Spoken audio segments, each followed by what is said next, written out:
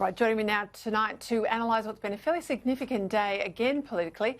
Two of the best reporters we've got from The Australian, Canberra's Greg Brown, who broke a big story today on Labor's climate change policy, alongside Labor's Victorian state political reporter and sort of adjunct provocateur of Daniel Andrews, Rachel Baxendale in Melbourne.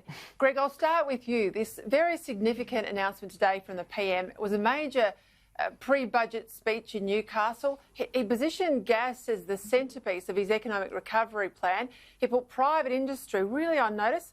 Build the capacity, he said, or we will. And by April, 7 months, they've got to get their collective act together. Let's have a listen.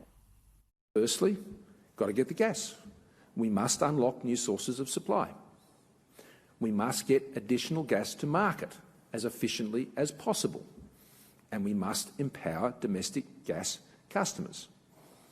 We need to accelerate development of new basins like the Beetaloo in the Northern Territory and Narrabri in New South Wales, as well as open up more development in existing basins in Queensland where substantial reserves remain untouched. All levels of government have a role to play here in creating a supportive environment for investment and competition. Right, Greg, if you want to reboot manufacturing, you've got to have energy. Yeah, so Scott Morrison put some meat on the bones for his gas-led recovery, which has been flagged for a while now. I think politically for him, that's a much easier spot to be in than talking about coal. Internally, there's less division on gas. Obviously, there was a bit of a breakout in the Nationals today saying we should, Matt Canavan, for example, said we should build a new coal-fired power station instead.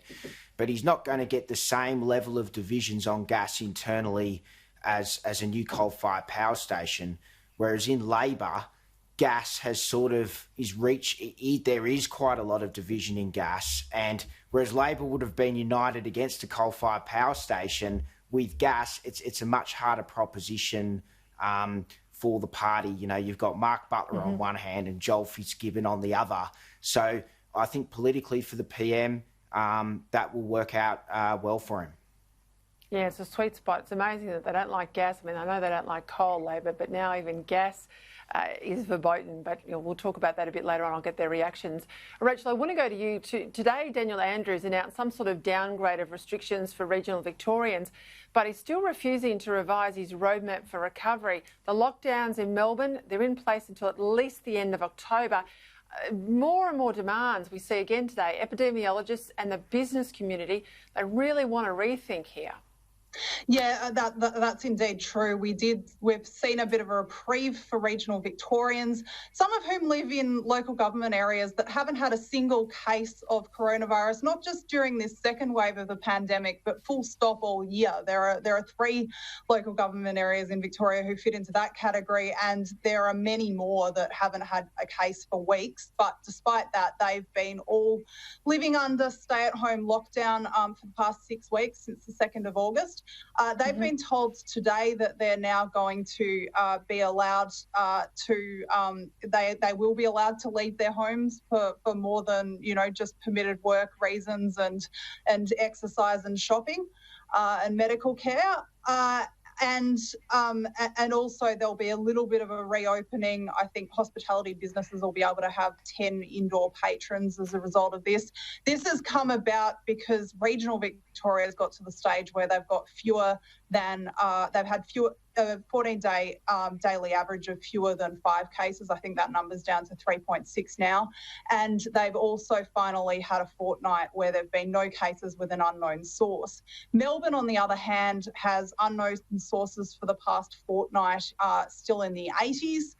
And Daniel Andrews is saying that until Melbourne has a fortnight with 0 unknown source cases, and our 14-day daily average is also still in the 50s, and until we get that down below 5, and also even if we do by some miracle get to that stage, we're still not going to reopen and get rid of this curfew until at least October 26. So that's where we're at in Melbourne. And I think it's interesting that Daniel Andrews has also been talking today, and we've seen a bit of evidence of it already, of the fact that Victoria Police are bolstering that perimeter around Melbourne because quite understandably, I think a lot of people in Melbourne would like to be living in regional Victoria at the moment because of the comparative freedom. You bet. We're both country girls. I'd love to get home right now and get out of this lockdown, but I won't. It's against the law. I get all of that. Indeed. Greg, I want to go back to you. You broke a story today about Labor's climate change policies, or better expressed, the absence. You know, you've had a good look and there seems to have been a removal of the old climate change target for 2030 in this manifesto. What can you tell us? Well, yes, we did manage to get our hands yesterday on Labor's draft policy platform. It's been condensed substantially from more than 300 pages under Bill Shorten, because we all know how many policies he took to the last election. It's been condensed to 99 pages, the preliminary draft. Now, critically, what that draft has done is that there's no reference whatsoever to a medium-term climate change target.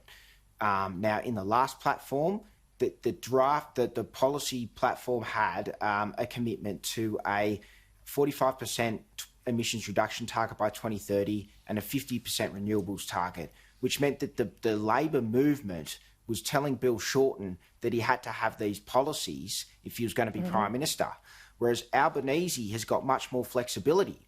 Now, that doesn't preclude Albanese from announcing a medium-term target ahead of the election, but it means that while there is a big debate going on in Labor about climate change, and there is a push internally for the party to drop a medium-term target, which would effectively just be adopting the coalition's 2030 target, then Albanese does have the opportunity to mull on it for a while, I guess. But, you know, internally within Labor, this is a very contentious issue, leaving this out of the platform. Well, absolutely, and I'm sure it's in the platform, but we're just not seeing the real draft. This is a draft that's found its way out to give people comfort, but we'll leave it there. Greg Brown, Rachel Baxendale, thank you for your time.